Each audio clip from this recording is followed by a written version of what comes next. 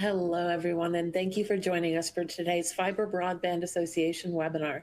Today's webinar is titled Microduct-Based Telecom Deployments, presented by Hexatronic. I'm Lisa Rosen, webinar producer at FBA. Before we get started, a few housekeeping items. Please note that all attendees are in listen-only mode.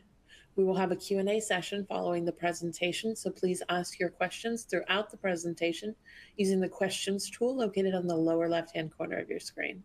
We also have resources available in the related content tool located in the upper right-hand corner of your screen. And in the upper right-hand corner, you can find reactions if you want to share instant feedback with our presenters. This webinar will be available on demand on the FBA website under the Events Webinars section. Finally, at the end of the webinar, you will be prompted to complete a brief survey. Please complete the survey because your feedback is valuable and helps us to provide content that is relevant to you. With that, let's get started. Today, we are pleased to be joined by Mark Turner, Director of Business Development, and Chris Williams, Director of Site Technology of Hexatronic. Okay, Mark, over to you. Very good. Thank you so much, Lisa, for helping Chris and myself prepare for this webinar. And thank you very much to the FBA. We're all looking forward, just like most of the industry is, to the Fiber Connect conference next week. And we're ecstatic to be there. Please join us at our exhibit booth 1617, the Hexatronic exhibit booth. So I'm proud to have Chris with me today. We take, all of us at Hexatronic are consultative in our approach to our customers. We take everything from the beginning to the actual installation and support our customers. Chris has a world of experience doing this. I know I've been with him personally, him and his team, on multiple deployments that we'll talk about here. We're talking about in-ground, microduct, deployments that support fiber network growth rapidly. Here is Hexatronic Group is a global supplier and manufacturer of fiber network solutions. This is our flagship plant based in the beautiful harbor there in Sweden, where micro cabling technology was developed over 3 decades ago. So this is not a new plant. A lot of innovation has happened at this facility through the years. And we're very proud of our colleagues there who produce Microduct and microfiber solutions for not only customers in North America, but also across the world.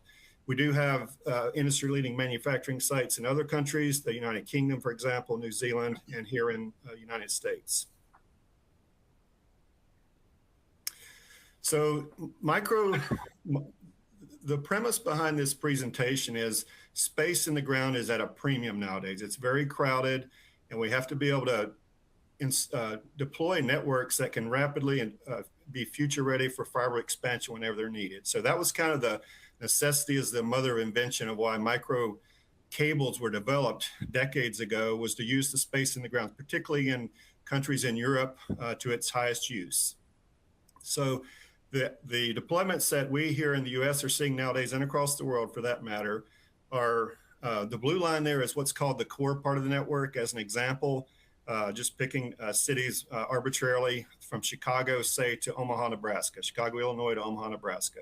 That would be your 7-way 2016 that's fully capable of handling over 6,000 fibers when it's fully equipped. And if you needed more than that, you would pull in 2 of those. So that allows you to quickly and most cost-effectively design a backbone network called the core network, or transport network as it's sometimes called, between multi-state regions. You see there on the left, you can have a body of water such as Lake Michigan. If you had to cross that water, microduct is not typically used there. However, Hexatronic has a group that does make for decades subsea cables that get laid on the bottom of the lake. And then you would get to the other side of Lake Michigan and use terrestrial-based microduct to get to a city like Detroit, for example, on the core part of the network. So that's what the blue line represents, is the core when you get on land there. Now, when you get to a city like the Quad Cities there, you may want to deploy fiber to the home in a suburban layout there in the bottom left. That's comprised of single-family residences as well as multi-dwelling unit customers or potential customers.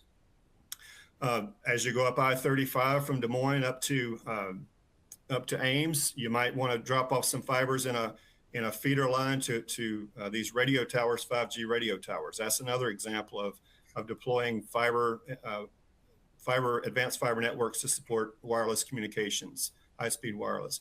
And then obviously in West Des Moines, you may have data centers where you would want to deploy a feeder line into an industry-leading hyperscaler data center campus. And then throughout Des Moines, you may want to have modernize your grid there with security, network advancements, DOT, Department of Transportation, small cells, those type things for smart city networks. But Microduct is being deployed in all those type applications. Even in the rural, when you got up to Ames and you wanted to hit a farm over in Boone, Iowa, for example, that's where it's not so much congestion in the ground that's the key, but more or less how do you lower your cost of deploying fiber out into sparse communities of home density. This is the key, like we mentioned earlier, and Chris is going to go through why it matters to have a microduct network built initially because of the space constraints in the ground.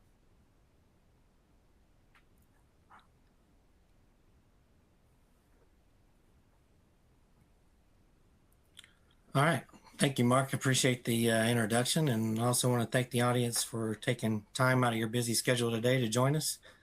And I guess, as they say, a picture is worth 1,000 words, and that's definitely the case as to what we see here with the oversaturated underground space. On the left-hand side, you have a residential street, and on the right-hand side, you have a dense city street. Very different environments, but the same challenge. You have water, gas, sewer, electric, and existing telecom that are all competing for a very limited corridor. Mark, on your field visits, I'm sure you can attest to the fact that there's other utilities that the homeowners have installed as well. You know, that could be sprinkler systems, underground dog fences that are electric. So it keeps getting more crowded. So whether it's a residential street or a dense urban corridor, utilities are stacked, they're shallow and tightly packed. Adding new traditional conduit in these environments means wider trenches, higher risk of utility conflicts, and repeated street disruption. So our microduct assemblies change the equation by fitting significantly more fiber capacity into the same physical space. We install once, then add the fiber later without retrenching by blowing into these existing microduct pathways.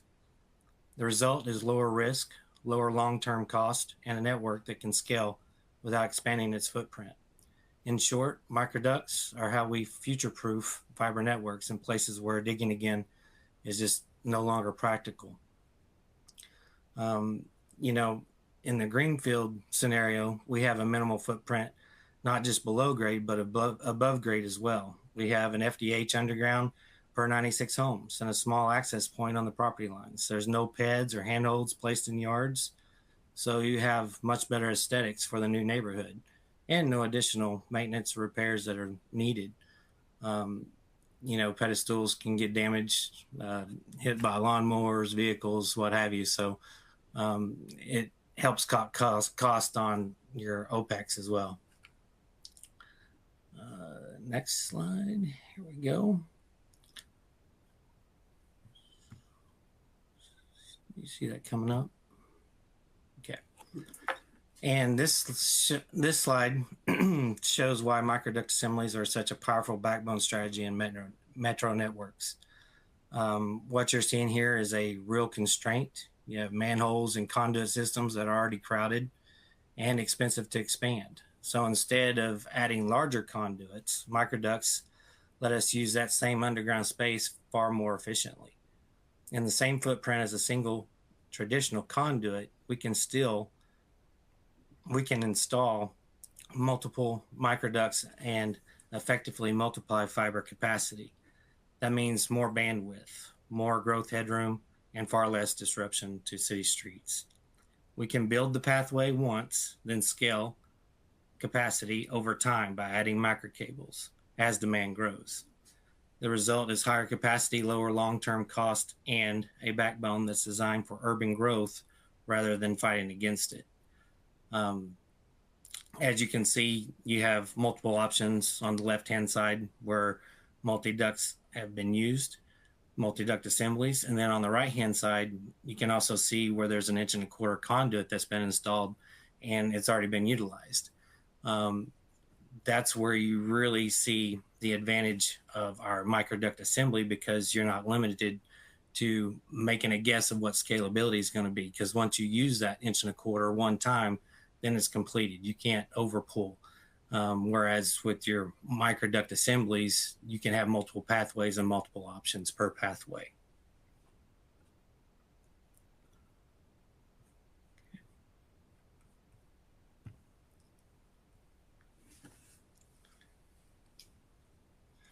Okay, so this is a neighborhood I witnessed at one point. It's a very popular installation method that's used in what we call public rights-of-way. That's essentially the grassy boulevard between the street curb and the sidewalk in both metro and suburban home density areas, distribution areas as they're called in this industry. An example might be, a grouping of 300 homes or less. That's what's called a distribution area. But as Chris showed on those crowded streets, in this case, it was definitely crowded. There must have been 13 homes on each side of the street here in a metro environment. You want to utilize that public rights of way, but you don't want to hit the existing utilities, the electric power and the gas and the water lines. That's what they've done here, is when they get to drilling these pipes in the ground, they have to make sure the laterals don't get hit, the gas laterals. So the hexatronic approach there, on the bottom text box there, the robust microducts avoid placing vaults and pedestals in the neighborhood boulevard. Nobody wants to see that. Even if it's a vault, when you walk down the sidewalk, you don't want to see those in that nice grassy boulevard. That's city property, and you'd like to see it nice and tidy and clean. And that's what the microduct, we'll show you the packages there in a second, avoid, is having to place that extra telecom hardware in public areas. But this is what we see primarily. Chris and his team, when they go out and do the ABF. ABF is equivalent to microfiber, the same terminology. But when they go out there, this is often what they see in overbuild fiber to the home deployments. They do greenfield as well, but primarily we're going to focus on the overbuilds here. Let's see here. Next slide. So now we're going to go through, we went through we're going to mention a couple of these topics over and over again throughout this webinar, but how do we actually implement microfiber, or the hexatronic vernacular is called ABF. That acronym stands for air-blown fiber. They're very, very small fibers that get blown through whenever the network expansion is needed. So here, the title of this slide is what we're trying to get to, not just how you do it in the products. That's very, very important for understanding, but also in the beginning, why do you even choose to deploy air-blown fiber, the why of why you're doing it. And that's the best business case investment with the lowest total cost of ownership when you're looking at your revenue growth. You don't exactly know what your take rate's going to be, and you want to kind of align your CapEx with your OpEx as you take on more and more customers. So this diagram is illustrating, and Chris will go through some of the network hardware products in greater detail here in a second, but I'm just trying to show you the bird's eye view of how how a fiber to the home, a microfiber network is built. There's two parts, as the industry knows, to the network construction. That's home pass phase, and then ultimately you'll get to phase 2, which is a home connect phase. But let's just focus on the home pass phase here for a second. We've got a colleague who does our high-level designs for our customers, Brad Turney. He's a great asset for Hexatronic, and he always uses this terminology, and I really like it. We're not building a fiber network initially. We're building a microduct network that passes all homes and future homes in that given distribution area with a microduct-based system. So what you can see here on the right, this is the building blocks of a microduct fiber to the home system. You have 24 individual microducts. The dimensions are very small, 7 millimeters, 3.5 millimeter hole in the middle. You have a grouping of 24 that's taken up into a hexagonal shape, hence the word hexatronic. And we emanate those out throughout the neighborhood in different directions and land them back at this FDH over on the left side of the screen there. And Chris will go through those network hardware components. But what we do is land each one of those ducts at the property line in this little yard access chamber, and that's where the microduct is capped off, kept nice and dry until that precious customer calls and sends in an RFS, a request for service. That's what you want to see is growing your revenue. At that time, and only at that time, do we get into phase two, and that's the home connect phase, where we go and put the Hexatronic NID on the side of the house, very, very small NID, network interface device. You put a one-way microduct back to that property line, yard access chamber, take the cap off and join it with a microduct connector. And at that point, you've established a home run microduct, small microduct pathway that you can then blow in the fiber, the small ABF, airborne fiber, that Chris will go through in great detail here in a second on what it looks like and how many fibers can go in it and all those things. But that's essentially what we got during the two stages of building an advanced, lower cost, faster to install fiber network, residential network.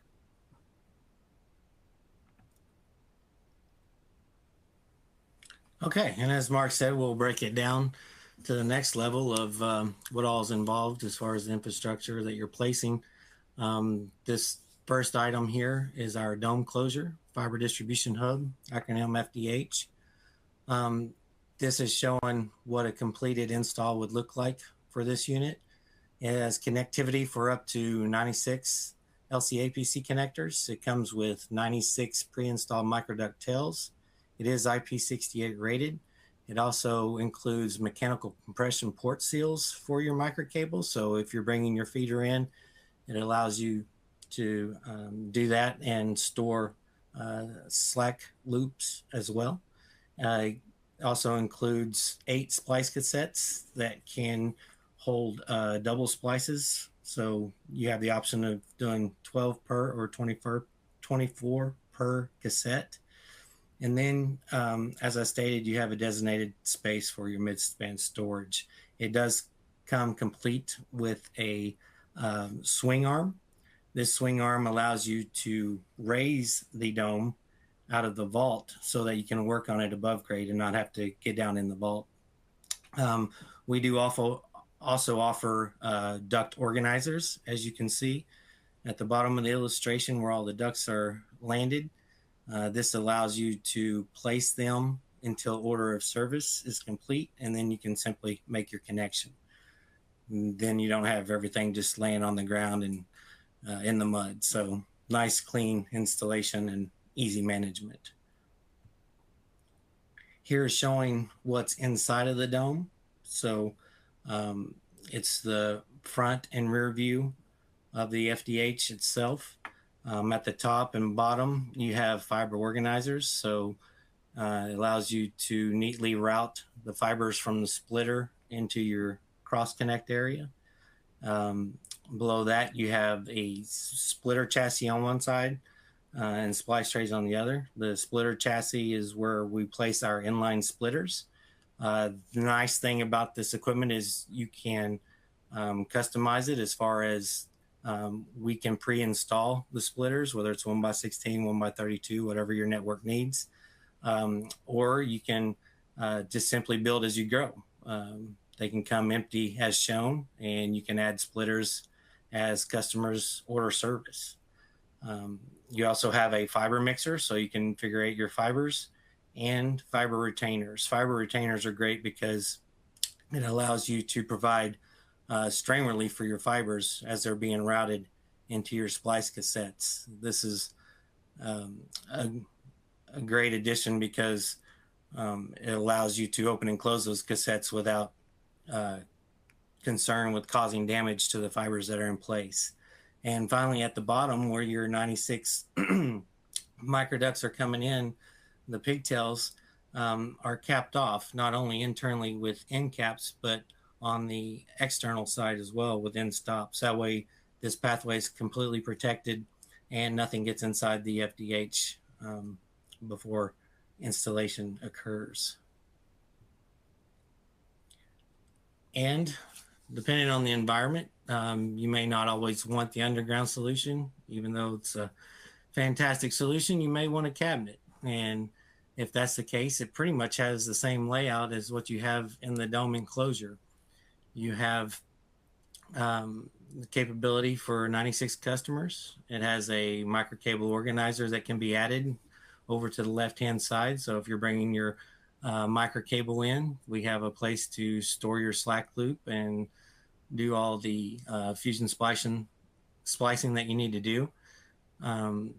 We do have a spot for up to 6 splitter modules. Again, build as you grow, customize the cabinet as you need. So if you just want us to send it out with one cartridge, 1x32, that's what we'll do.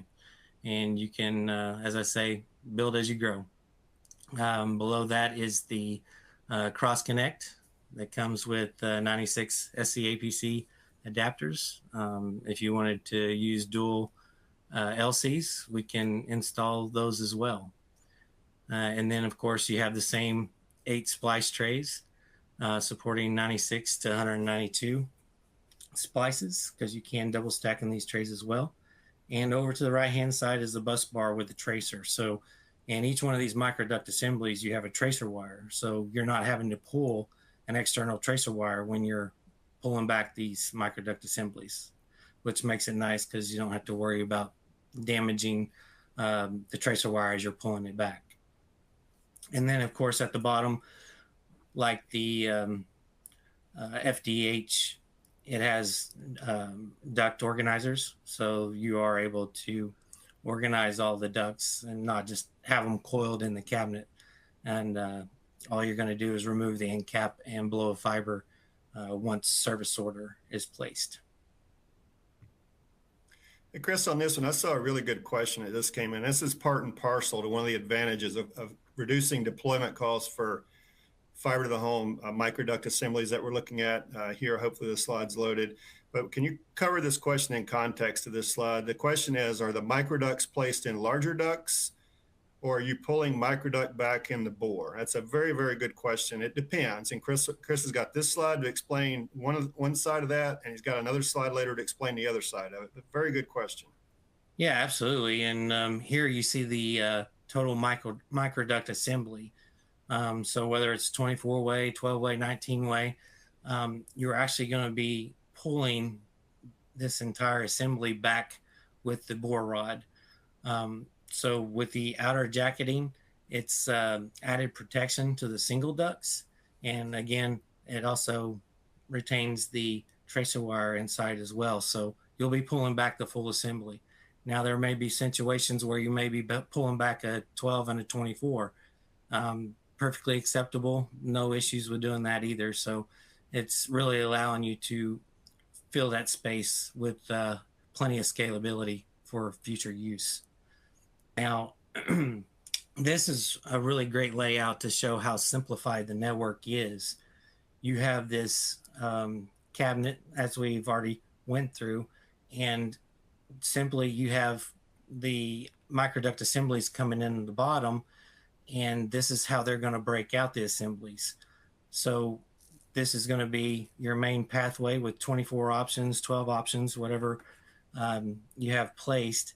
And this is where you're going to drop out 1 or 2 customers and bring it into the Toby box, which is really just an access point.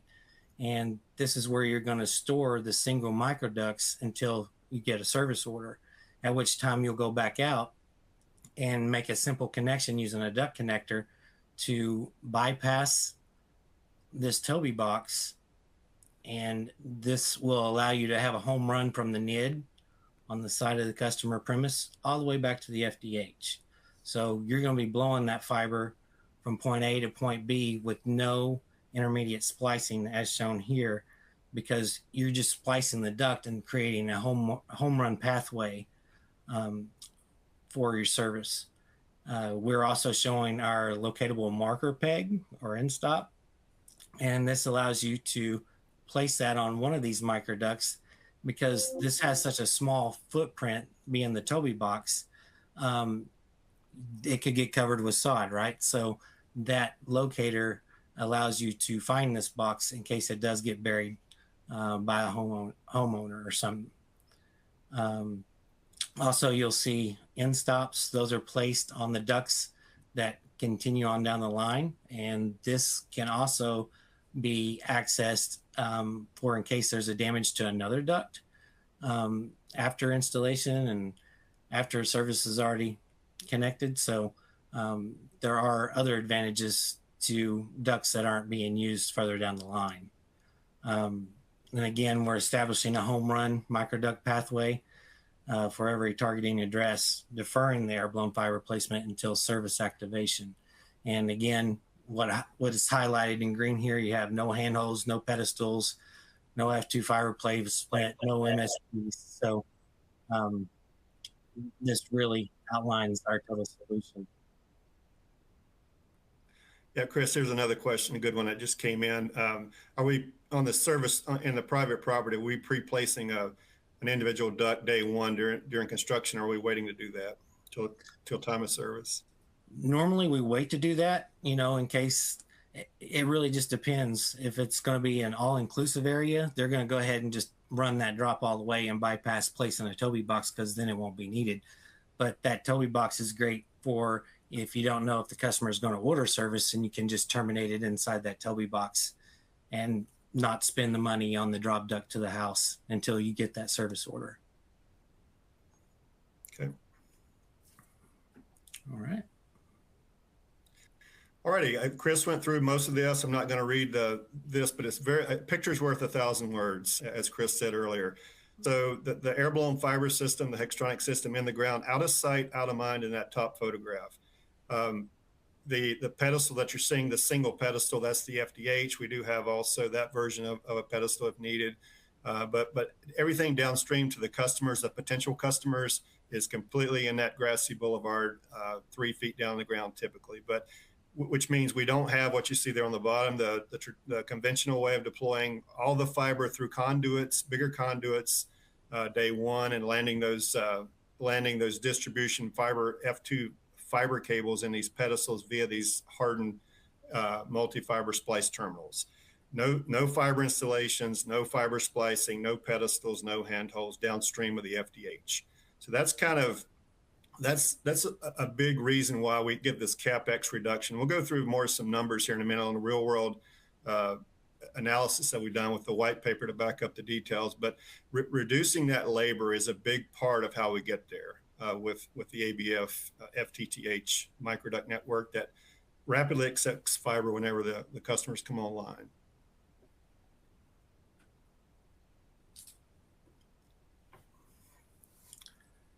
Okay. So here we're showing our Stingray. As Mark mentioned previously, we also have our Viper micro cables as well, but this is more of what your drops are going to look like for the fiber to the home. So we have extremely slim fiber units. Your options are 2 to 24 fibers, 2, 6, 8, 12, and 24. Not only are they extremely slim, but they're extremely versatile and robust at the same time. The performance is great on these items. As you can see, the recommended blowing distances on our 2 to 6 fibers is 1,000 meters. Same with 8 to 12. You can get up to 1 kilometer, which is great because this allows you to daisy chain your feeder from FDH to FDH. Same thing with the 24 fiber. Of course, with the 24 fiber, you're getting close to 50% range on fill ratio. So you're looking at 400 meters on that installation. But yeah, as I said, the performance is really impressive what you can do in such a small footprint. And as stated, these are for the 3.5 inner diameter microduct assemblies. Chris, can you comment briefly on what kind of air compressor you use for this? I mean, is it a pull behind a truck, or what kind of air compressor? Oh, no, actually, you can use one that's very portable. They have 30-gallon vertical tanks that fit in the back of a truck and take up very little real estate, which is important with all the things guys have to have in the field these days. So 30-gallon tank, 175 PSI, up to 5 CFM should be more than enough to do what you need to do as far as blowing the sponges for proofing and installation of the fiber itself. Yeah, the ones I've seen when you guys were out doing your trainings on blowing fiber, it was typically just like a big box hardware store type of air compressor. So yes, very cost effective. Yep. Yep. And then, that compressor is what's going to connect to this tool right here. That's going to convey the fiber for us. This handheld tool can have an installation speed of up to 500 feet per minute. Very portable and lightweight. Comes with 2 batteries, so you can use one battery while the other one is charging in your truck. It does have a speed locking trigger as well as an OLED display with high contrast settings. It's a very specific tool for the application, and that's for a reason. It's designed for our air-blown fibers units from 2 to 24. It has a calibrated clutch that can be set for each different size that you're sending, and that is what protects the fiber. So you're not worrying about damaging the insulation of the sheathing that's around the fiber, and you're not going to damage the fiber itself, unlike pulling methods. So with that clutch, if you were to hit a damaged spot in the duct, the fiber will simply stop being fed, and there won't be any damage to that fiber. So just a very important tool for this deployment. And not to mention the counter is very accurate as well. So if the fiber is not feeding, it's not going to record the distance. So the readout does provide a distance on the total blow of the fiber, as well as the speed in which you're installing the fiber. So you're going to see that thing moving at 300 feet per minute up to 500 feet per minute, just depending on your pathway and the amount of turns and bends that you have.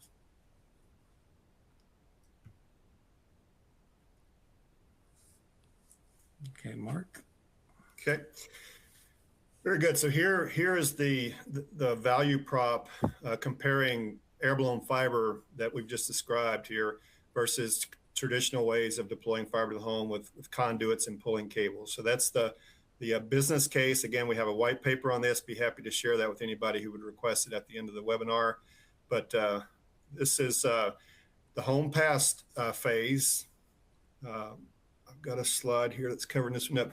The home pass phase here, and then we'll get to the next slide will be home connect. But we're focusing on the construction part of the network. We have it broken down in great detail on conduit placement, fiber cable placement, and network hardware placement, the 3 rows. On the left is the ABF scenario. On the right, the conventional. So the red boxes are what we're going to focus on here for the comparison of materials and labor. The top part of the slide is 54% less material cost, the ducts, the fiber, everything that makes the complete end-to-end solution for Hexatronic versus conventional, saving about 54% when you do a head-to-head direct comparison, not favoring one or the other, just an objective comparison. And our colleague Brad's able to do this and happy to do this for anybody who would like to have a representative HLD business case done for your given situation, your given areas. On the bottom of this, the red box is showing a 21% lower labor cost, largely because we're not pulling fiber cables and splicing fiber cables during the construction part of the project. The next slide here is going to look at compare the actual request for service phase, also called home connected. There is 44% higher material costs in this scenario of about 180 home distribution area. And largely the reason that is, and Brad will tell you, you have to blow fiber all the way from the NID after you get that one-way microduct put in the yard and connect it to the main line via the Toby box. You have to then blow the fiber. It blows in rapidly, like Chris said, 300 to 500 feet per minute is fairly typical, so it doesn't take about 5 minutes.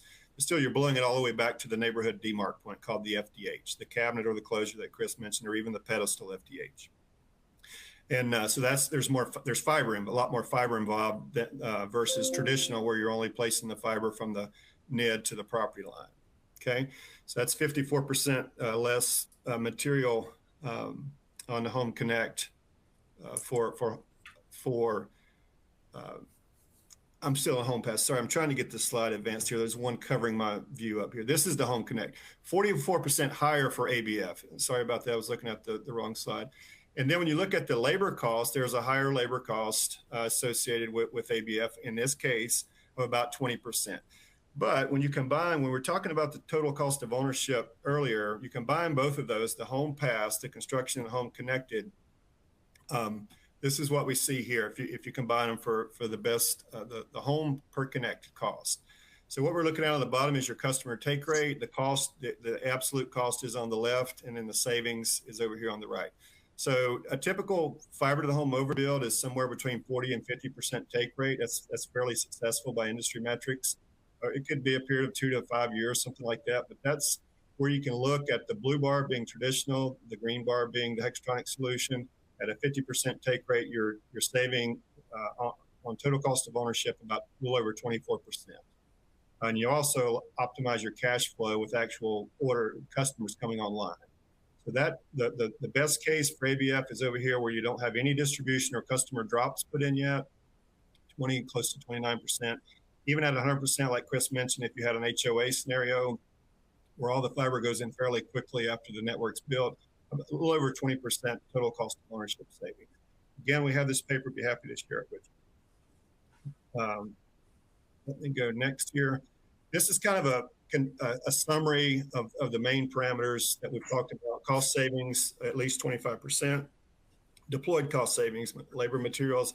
You can install a network in half the time because you're not doing all the laborious cable pulling and fiber splicing. Scalability, if you ever had a duct that needed to be upgraded with fiber, you can blow out the existing fiber drops and blow in a new one with more fiber. Chris did this on a real world example just within the last year. Customers delighted if they didn't have to place any more new duct. Sustainability, you can't overemphasize the half the amount of plastics is typically used in our deployments, whether it's a residential or even in the core part of the network. That's very important for Mother Earth's future. Aesthetics, everything's out of sight, out of mind, in ground. Things don't get knocked over, pedestals, don't have to see handholds. Partnership, again, we do a good job, Brad does, on upfront engineering consultations, and Chris and his team always there to support our customers for training whenever the network's deployed.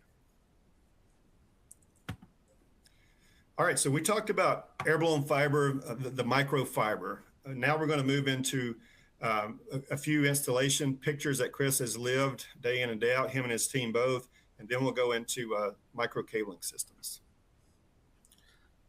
Thank you, Mark. Okay, this slide highlights why microducts are ideal for mixed-use FTTX brownfield installations. These environments require working around existing streets, homes, and businesses with minimal disruption. Microducts enable faster, smaller digs and flexible installation methods suited for residential, commercial, and urban settings. Using microducts, crews install compact pathways once, and then they deploy fiber incrementally as demand grows. This approach reduces construction impact, shortens deployment times, and avoids repeated excavation. The result is scalable, cost-efficient fiber to the X network that fits naturally into complex brownfield environments. There's times when you can't use a HDD machine because it's too large and it's in a business area. So a lot of times you have to improvise. You don't see a lot of stitch boring anymore, but that can be an option with our material as well. So any of the traditional ways of installing things in the ground, we can do the same. And as stated previously, having higher density capacity than traditional methods with your 1.25" conduit. Okay. In this slide, it demonstrates how many microducts simplify brownfield SFU deployments while supporting effective crew training. So this is where training really comes into play. Your compact microduct pathways allow installation in tight residential spaces with minimal digging and surface impact. These systems are faster to learn, they're repeatable, and well suited for standardized installation practices. This results in quicker installs and a scalable SFU network that can expand without repeated excavation, which is the main thing. Just being able to have the infrastructure in place for whatever scalability you need, it's already there.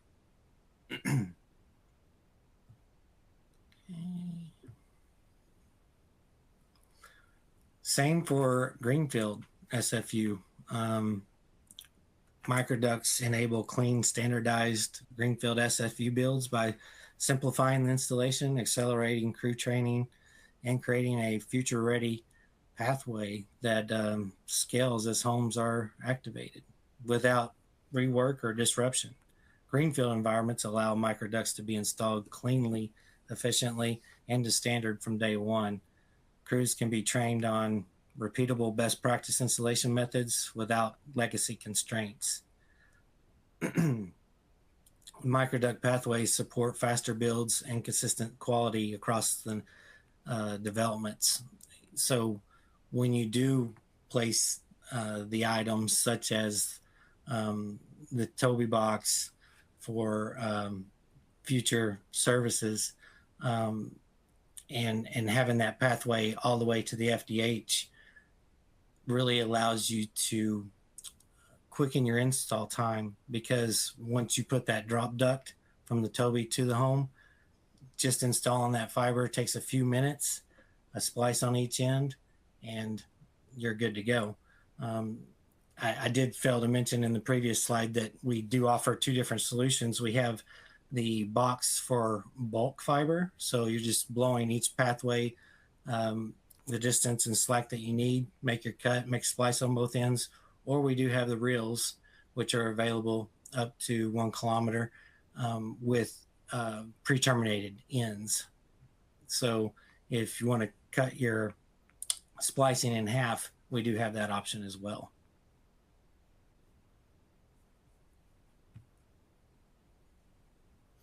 Alrighty, so we'll move into the line that Chris mentioned earlier. So we've been talking about the Stingray fiber. That's the service drop from the home back to the FDH. 2 fiber, and if you want to have a feeder Stingray, up to 24 fibers. We're moving away from that solution now, that fiber solution, into the core part of the network that we mentioned earlier. That's black jacketed micro cables. They still get conveyed in with air assist or blown fiber cables, as the industry knows it, through small microducts instead of 2-inch conduits, for example. So our line of, before we start with the fiber, because again, just like in the residential, fiber comes only when you need it to expand and be future ready to expand your network growth with fiber bandwidth. It's as Chris mentioned, this is a dig once approach. You don't want to go back to do excavation but one time. So you get your design right, and installing here, as you see the 7-way microduct assembly, as we call it, on the bottom, you can get that package 7-way and anywhere from 16-12 millimeter ducts. And for example, if that was a 7-way 16-12, that's about a 2-inch conduit size. So instead of getting 1 2-inch conduits, you get 7 conduits in the same construction cost of the project. And we'll go to a slide here in a second where we deployed that system and deployed it very well, and it enables decades of growth as the network needs it. So like we mentioned earlier, if you were in that Quad Cities area, you got your core to the central office. This is called the feeder part of the system, or the F1 as the industry knows it. Thick-walled ducts, very, even more thick-walled than the SDR rating of 1 1/4 inch conduit for that matter. But all we do is connect these sections together every 3 kilometers, not 3 kilometers, every 3,000 feet or so, anywhere from 3,000 to 5,000 feet, depending upon the size, in a hand hole. This one does have hand holes typically for rural environments every 3,000 feet.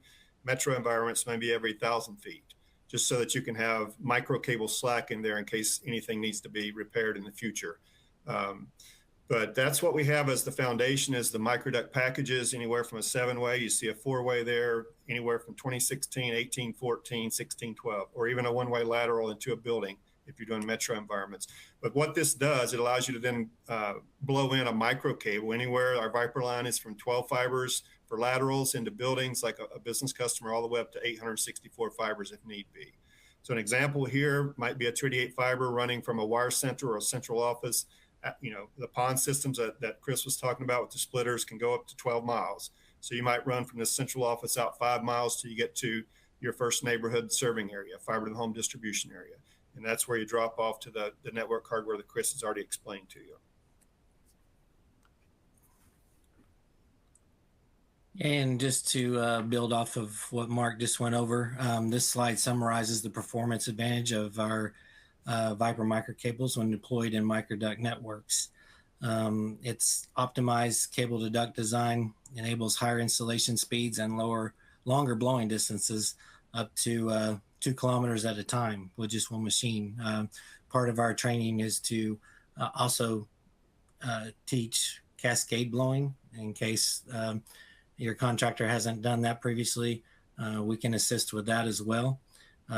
Proper fill ratios are critical when it comes to microcables. Operating in the green zone, 50 to 75% ensures reliable installation and long-term performance. Hexatronics, in this example, 288 solution at 66% fill demonstrates optimal balance between capacity and instability. The result is higher fiber density, lower installation risk, and predictable performance in compact microduct environments. This formula is very critical in when you're doing your design so that you understand what size duct you need placed for the fiber counts that you're going to need for future networking. If you take your cable outside diameter and divide it by your duct inside diameter, that's going to give you the fill ratio that you're looking for. And again, it's important to stay within that green zone of 50 to 75%.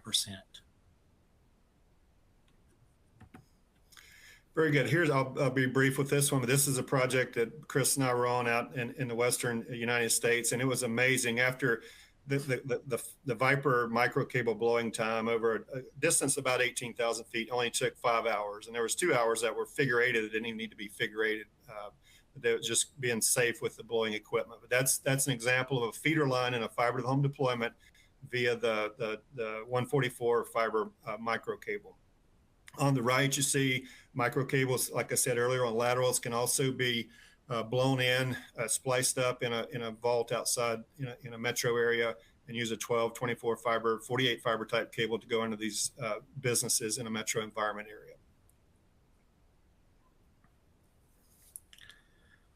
Here we are showing part of the feeder network being installed with a vibratory plow. In this instance, we used a 7-way 1612 microduct and also installed a 144 micro cable to be blown in duct 1, which of course with 7 pathways, that leaves you a remainder of 6 pathways to use for future growth.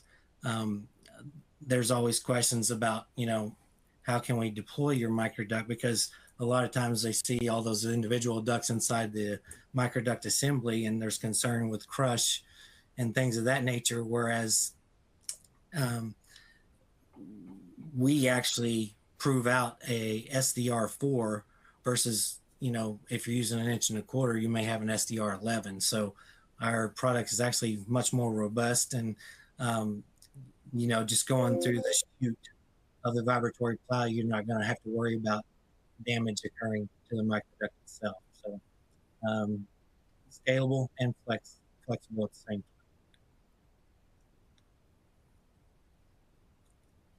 Here is another example of being able to provide a solution to a customer that originally used 1.25 conduit and realized that they're not going to be able to meet capacity simply because they were limited to what fiber has already been installed in some locations. So they wanted to get away from that and build for the future in other locations. So that's where we were able to offer subducting. We were able to take one pathway that they had in an 1.25 conduit and turn it into 4 pathways using 1410 microducts and installed into the 1.25 microduct. That is a great thing to be able to offer your customer, especially when you have situations like on the right, you have a bridge that's going over a river, and right now they have an 1.25 duct running inside the 3-inch conduit that you see there. And that limits them to taking one fiber across the river. Well, when we added the 4 microducts, then of course they had room for scalability and able to add fibers as they grow. And there again, you can overguess and put an 864 in the 1.25 if you want, but then you're putting a lot of dark fiber in your network and spending money where it doesn't need to be spent. You can eliminate that by using our microducts.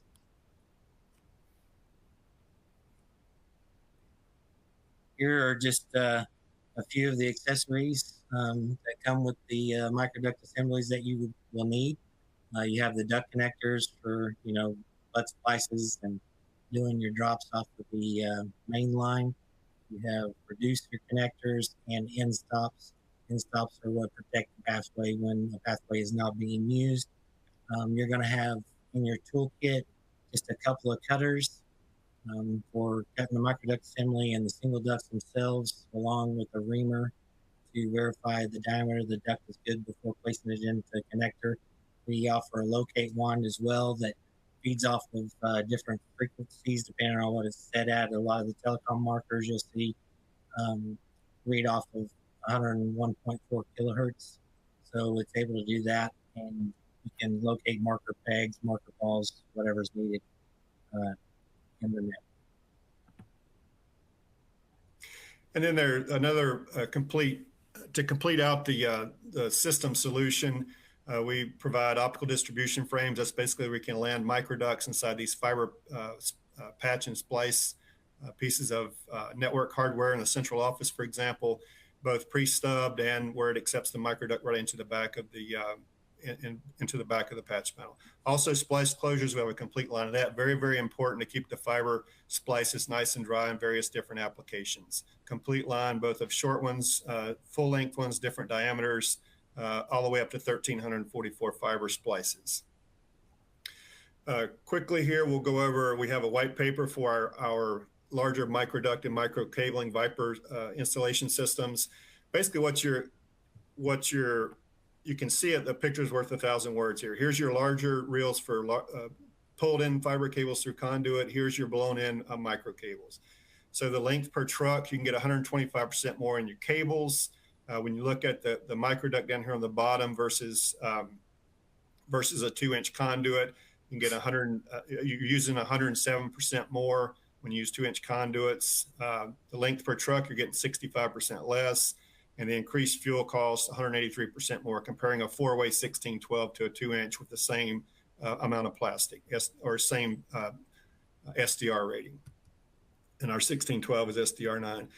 Then if you look at the next one here, the numbers, just looking at the picture over here, when you look at a 4-way 1612 that can do 288 and versus 4-inch-and-a-quarter conduits, you're saving at least 58% on trenching, all the way up to 80% savings on boring, HDD boring.